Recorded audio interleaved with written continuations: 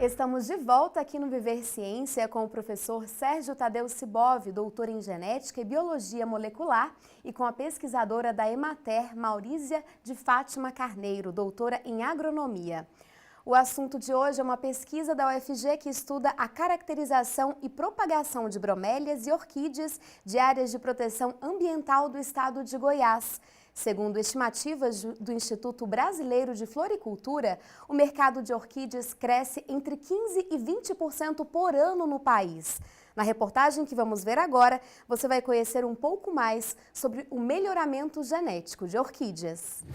O biólogo Luciano Lajovic é aluno de doutorado do Programa de Pós-Graduação em Genética e Melhoramento de Plantas da UFG. Luciano desenvolveu um trabalho de manipulação de orquídeas para promover o cruzamento de espécies.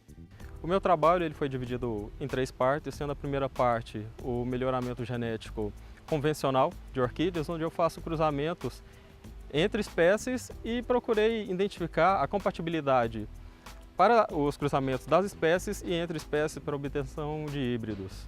E essa é a forma mais convencional de melhoramento das orquídeas. A segunda parte do meu trabalho eu utilizei recursos biotecnológicos através da cultura de tecido de plantas. Eu procurei avaliar a possibilidade de indução precoce floral das orquídeas in vitro, chamando a atenção de que a maioria das orquídeas leva de 3 a 12 anos para florescer naturalmente. E a terceira parte do meu trabalho está relacionada à criopreservação das sementes dessas orquídeas. Porque dependendo da espécie, a semente ela pode durar muito ou pouco tempo e através da criopreservação, esse tempo de preservação é indeterminado. Segundo estimativas do Instituto Brasileiro de Floricultura, o mercado de orquídeas cresce entre 15% e 20% por ano no país. Por isso, há necessidade constante de investimentos em novas tecnologias, como o melhoramento genético das plantas. As orquídeas são importantes não apenas do ponto de vista ambiental, tendo a sua importância ecológica e evolutiva, mas também do ponto de vista econômico, porque no mercado de floricultura as orquídeas representam mais de 20% das flores vendidas em vaso. E esse mercado ele movimenta altos valores, por isso é um mercado bastante importante. E nós não temos esse tipo de mercado de produção em Goiás. Professora Maurísia, já é possível a gente saber quais são as técnicas de propagação mais viáveis no caso da sua pesquisa para as bromélias? Sim, a técnica de multiplicação é simples. Nós temos as bromélias, elas são extremamente prolíferas. Elas dispõem de várias sementes e de vários filhotes. Cada vez que uma bromélia floresce, ela vai deixar semente e vai deixar filhotes. Tanto a semente quanto os filhotes podem ser aproveitados para a multiplicação da espécie. Nós podemos fazer diretamente em viveiro essa multiplicação através de germinação de semente ou simplesmente colocando os filhotes para crescimento e multiplicação. Ou então, podemos levar para o laboratório de cultura e de tecido, tanto a semente quanto os filhotes, e através da semente e dos filhotes propagar em laboratório de cultura de tecido ou in vitro as diferentes espécies de bromélias que se tem. Ambas as técnicas são extremamente viáveis para a multiplicação dessas bromélias. Não há segredo para a multiplicação. Um substrato simples, normalmente, é um substrato de areia e terra, né? Uma terra de barranco, por exemplo, que você faz essa multiplicação. Para a multiplicação, nós usamos as espécies que nós temos na coleção biológica dentro da Emater. Nós temos lá em torno de 8 a 10 gêneros diferentes e dentro desses gêneros nós temos ali em torno de 50 a 60 espécies, que estão todas viáveis e todas sendo trabalhadas, seja para a produção de artigos ou de trabalhos científicos com o professor Sibov lá na Universidade Federal em dissertações e tese. Mas todo esse material está disponível até mesmo para a comunidade. Quem quiser multiplicar bromélias, está à disposição o nosso material para fazer isso lá na Emater.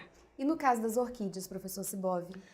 No caso das orquídeas é um pouco mais complicado, porque se você consegue coletar o fruto da orquídea, que é a cápsula, você consegue abrir, quem teve essa oportunidade de verificar como que funciona, Dentro dessa cápsula existem milhares de sementes, mas na natureza a germinação dessas sementes é muito rara, porque depende de uma simbiose, de uma associação com um fungo.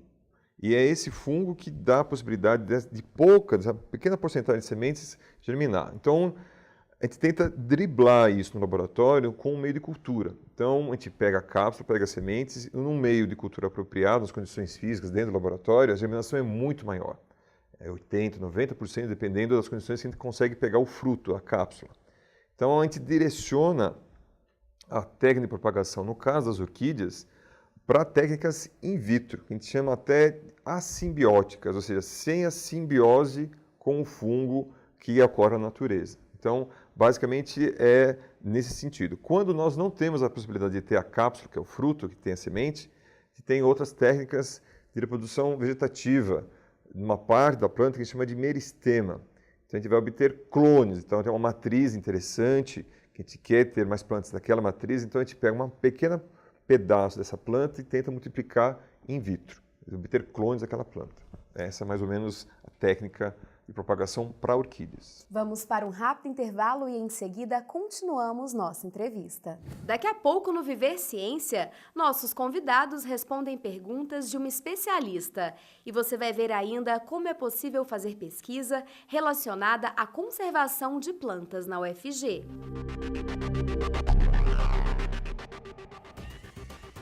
Elaborar um cronograma de pesquisa normalmente é bastante difícil, mas é fundamental, senão você passa a vida inteira e não chega a lugar nenhum.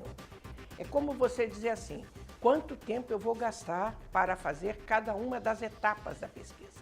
Então eu vou pegar as etapas da pesquisa, os recursos necessários e vou quantificar isso em termos de tempo e vou colocar isso num cronograma. Então, vamos dizer, eu vou gastar 1 mês para fazer a revisão bibliográfica, eu vou gastar 2 meses para fazer o levantamento de dados, eu vou gastar 3 meses para fazer o processamento no computador e fazer as análises estatísticas necessárias e vou gastar mais 1 mês para fazer a redação final do meu trabalho. Então, o cronograma é isso.